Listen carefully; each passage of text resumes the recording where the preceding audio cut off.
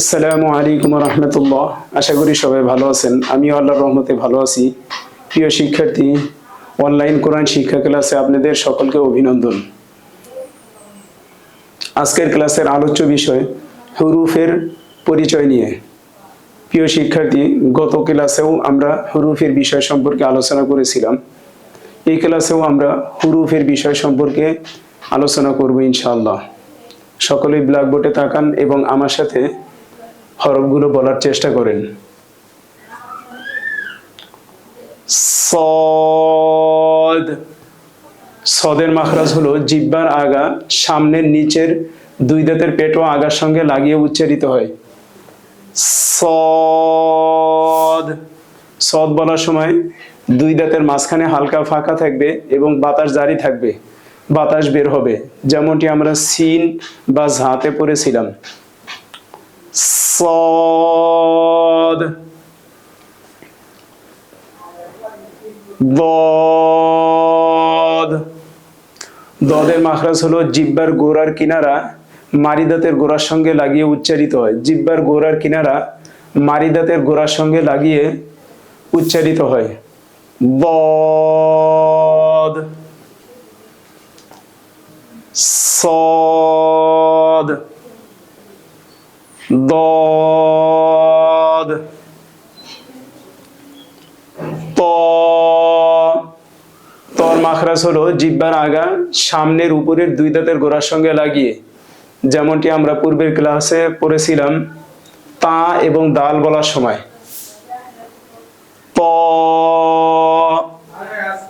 তা এবং দালের মাখরাজ এবং তর মাখরাজ একই মাখরাজ। যখন আমরা মাখরাজের আলোচনা করব ইনশাআল্লাহ, তখন আমরা এগুলোর বিস্তারিত দেখাবো যে কোন মাখরাজ থেকে কোন হরফগুলো উচ্চারিত হয়।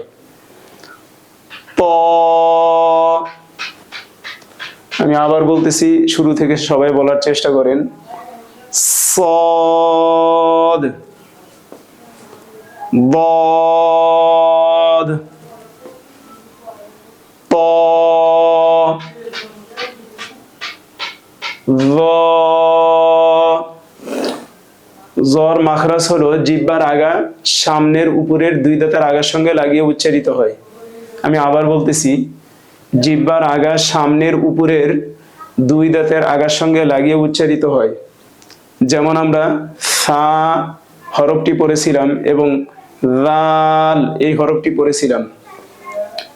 য এই হরফগুলো একদমই নরম করে উচ্চারিত হয়। সা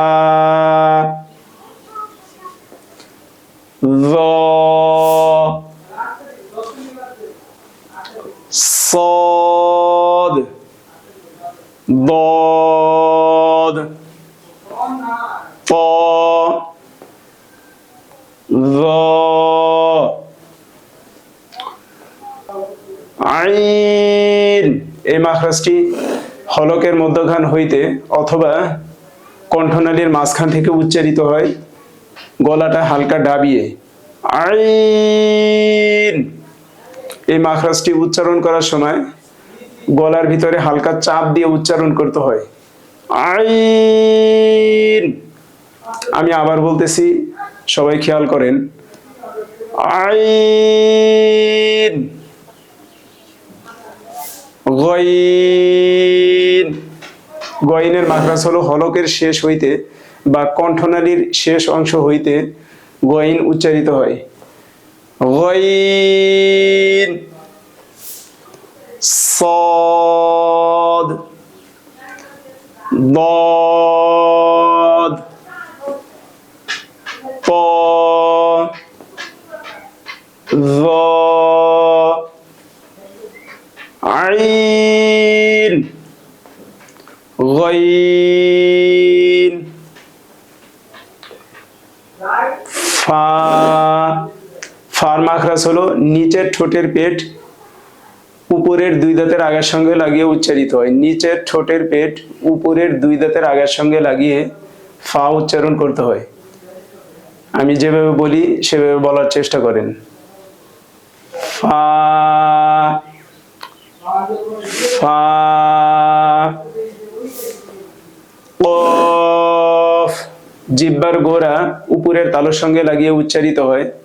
কফের মাখরাজ জিহ্বার গোড়া উপরের তালুর সঙ্গে লাগিয়ে উচ্চারিত হয়।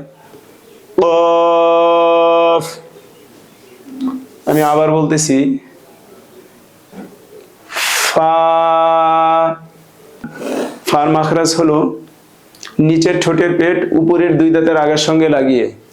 আমি আবার বলতেছি, নিচের ঠোঁটের পেট উপরের দুই দাঁতের আগার সঙ্গে লাগিয়ে। ফা। কফ জিহ্বার গোড়া উপরের তালুর সঙ্গে লাগিয়ে উচ্চারিত হয়। কফ। কাফ।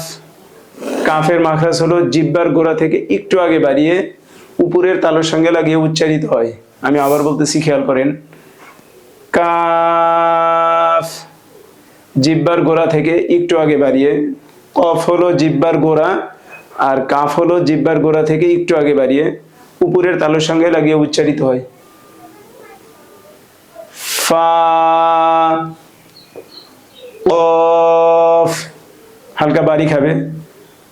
কফ। কাফ। শুরু থেকে আমরা আবার পড়ি। صاد ضاد طا ظا আইন গলা ডাবিয়ে আইন গইন ফা